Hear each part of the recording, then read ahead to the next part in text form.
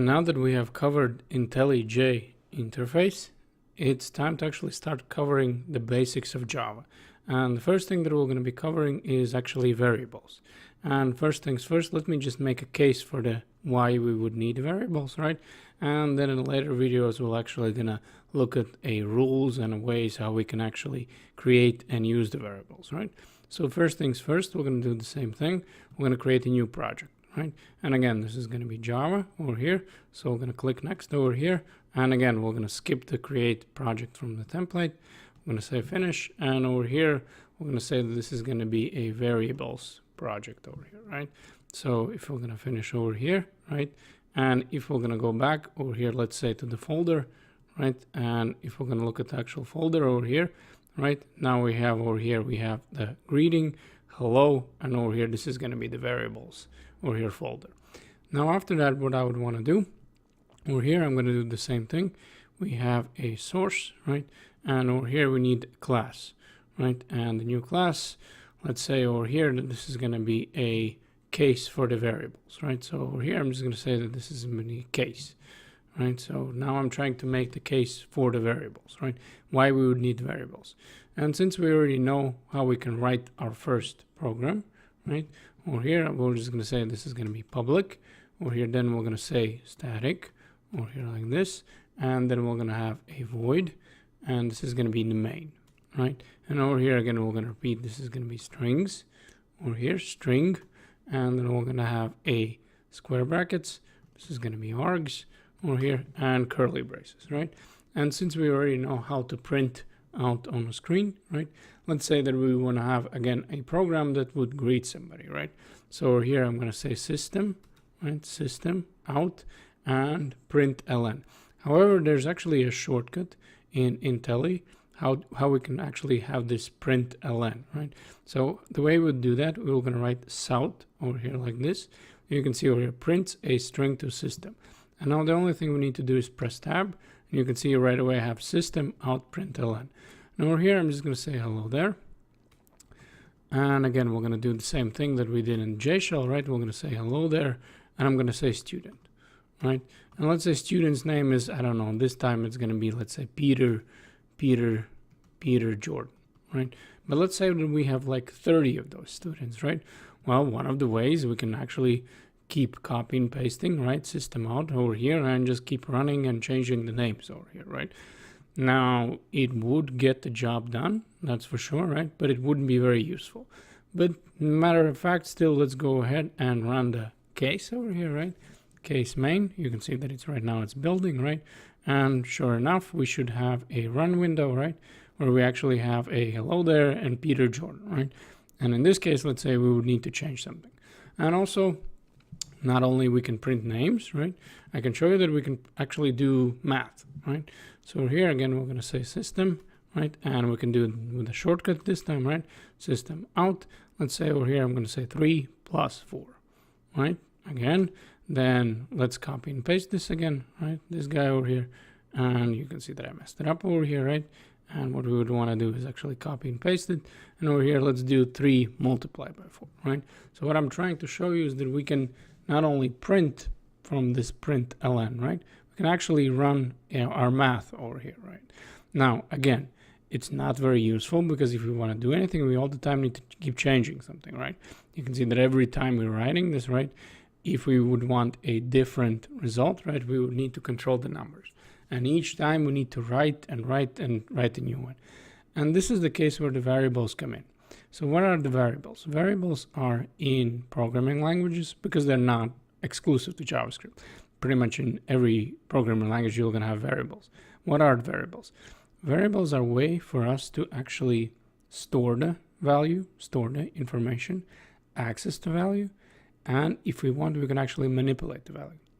And again, in this video, we're not going to be covering the rules of the syntax and what would be the data type and how we'd actually, evaluate. In this case, I'm just trying to make the case, right? So just follow me along and we're going to be covering these things very, very shortly, right? So let's say for this Peter Jordan, right? Over here, what I would do is I would create a variable over here, and I'm going to say first name over here, right? And I'm going to set it equal to over here Peter. over here like this, and we're just gonna have a put a semicolon.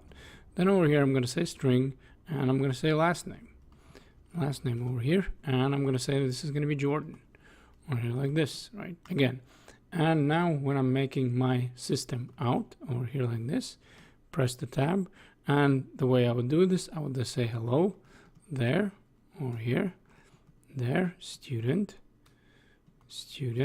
over here, and I'm just gonna say over here colon, and over here we're gonna say like this, right?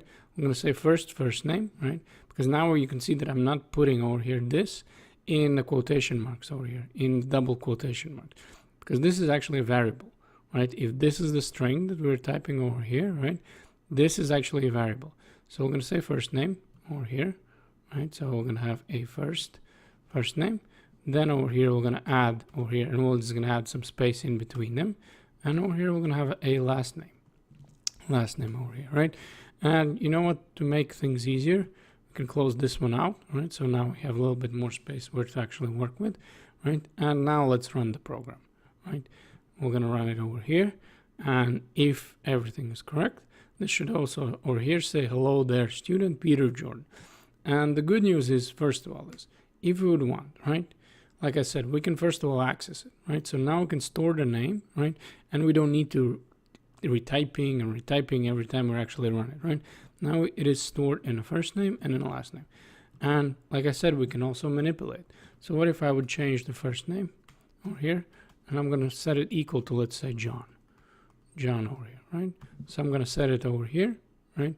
Now you can see that now my first name is John. So again, let's run it. And let's see what happens. Is it going to change to John or not? Right? And sure enough, now you can see that I'm actually have John Jordan, right? So again, much more easier than running back and forth and actually changing in each and every case, right?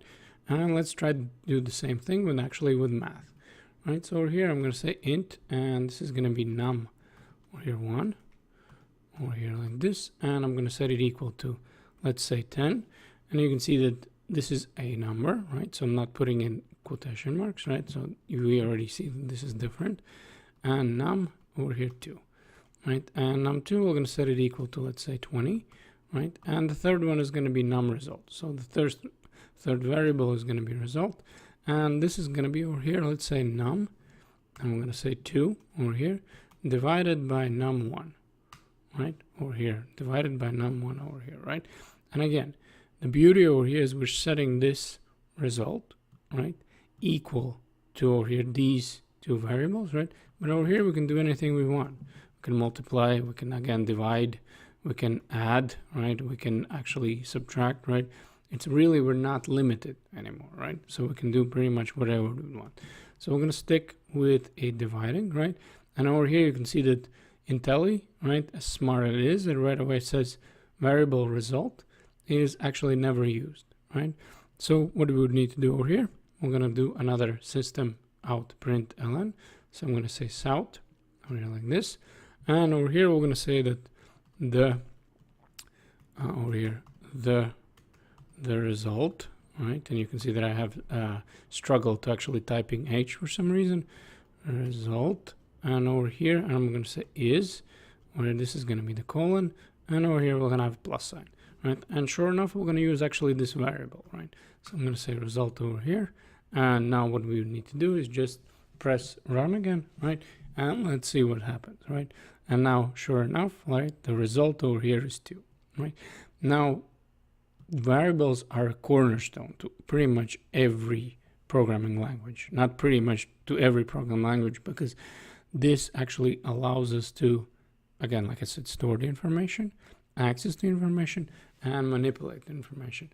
So in the next video, we're going to start looking at a rules of how we can actually create variables.